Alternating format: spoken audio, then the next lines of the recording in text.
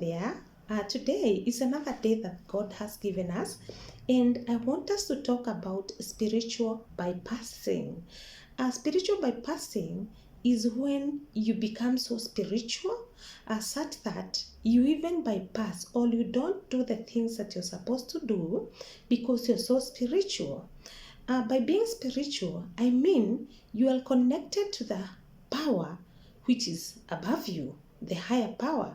In this case, you know who you're connected to. And when you become so connected to your higher power, sometimes we fail to understand that there is that spiritual level, and also there is that part of doing the work. There is that part of actions. So today I want to let you know that if you do spiritual bypassing, by assuming that now that you're so prayerful that things will happen, then you're doing the wrong thing. Why? Because if I can give you an example of Noah. Noah was spiritual, yes, and he was very well connected to his God, yes. And when God told him, you know what, Noah, there will be a flood, and therefore I'm commanding you to build an ark, so that ark is what I will use to save you and the animals and other generations.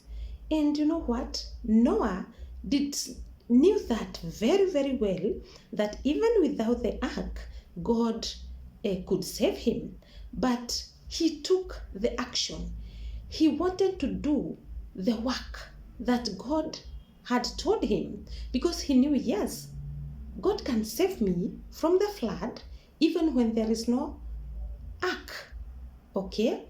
And even with that knowledge, or even being that spiritual, at that spiritual level, Noah was able to do the work of building the ark, and that is what God used to save animals and also the generations that we have today. So today I want you to know this. No matter how much you are spiritual, no matter how much you pray, pray, do miracles, but it is miracles where you are putting in the work that God is directing you to do. So you must pray, yes, okay, and also you must do the work. Are we together? So let us stop doing spiritual bypassing, where we assume now that because we are so spiritual that we are not going to do anything, we are just going to sit down and wait for the things to happen. That will not happen, my friends. Why? Because when Jesus met John and Peter at the sea where they were doing fishing, Jesus used their boat. It was in the morning. They had taken all night. They had tried their luck all night, and they had nothing. Yeah, like they had got zero. They had zero fish that they had gotten by the morning. But when Jesus came, he used their boat to preach, and then later he told them, take this boat to the deep sea and you'll get the fish. And you know what? They knew that Jesus could perform miracles, and all the fishes from the sea could come at the shore and they could just correct. Okay? But they did not assume the words of Jesus. They took a step, took their boat to the deep sea, and after doing the work, they got a lot of fish. The fish, they called even the other fishermen to come and have a share of what they had gotten from the work they did. So what I wanted to tell you today is that even if you're praying, my friend, yes, prayers are good and they work miracles, but also you must do the work. Please, you must do the work.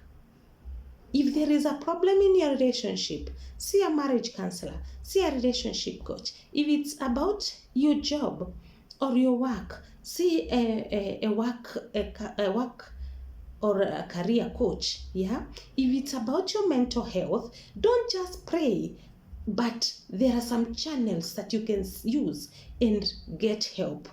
If it's about your mental health, there is so many mental coaches. They are specialized in those areas, and there is everything that you need if you want to do the work. So today, I wanted us to talk about spiritual bypassing, to help you know that if you bypass things, as in you fail to do things because you believe that they will happen, they will never happen, my dear. Let me tell you, you must take a step, and there is no shortcut. You must take a step and move forward towards the goal that you want. So today, I want you to take a step. Pray, yes. Pray, yes.